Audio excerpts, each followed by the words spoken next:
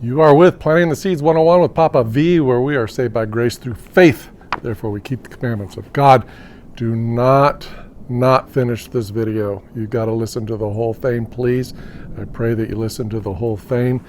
We are on day 240, and it is titled, Their Just Due. We are reading Revelation 16:6. For they have shed the blood of saints and prophets, and you have given them blood to drink, for it is their just due. Revelation 16, verse 6.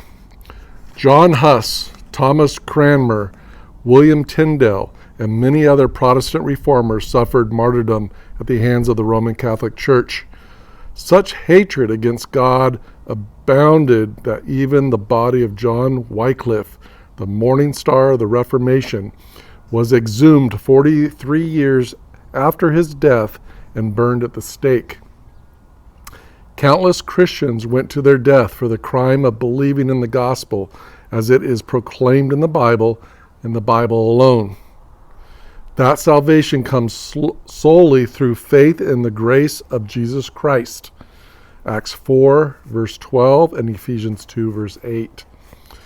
They believed that it was the Son of God, not the church, not the Pope, nor any other man who could give them life everlasting, and they were murdered for that belief and for sharing that belief with others. The Bible foretells that the same persecution will befall God's people in the last days, and by the same beast power too. We have already been warned that the image of the beast should cause as many as would not worship. Note the word worship. It's all about worship. The image of the beast to be killed. Revelation 13, verse 15. Jesus, when prophesying of both the destruction of the literal city of Jerusalem by pagan Rome and the end-time universal coercion by papal Rome, declared, "Then they will deliver you up to tribulation and kill you, and you will be hated by all nations for my name's sake." Matthew 24, verse 9. Some will die boldly enduring in the faith. These are frightening thoughts, but for all who will fall in the last days, today's verse is for you. These last plagues are evidence of the promise that God will judge and avenge the blood of the saints and prophets on those who dwell on the earth. Revelation 6, verse 10. The Gilbert and Sullivan Opera, the Mikado, popularized the phrase, "Let the punishment fit the crime."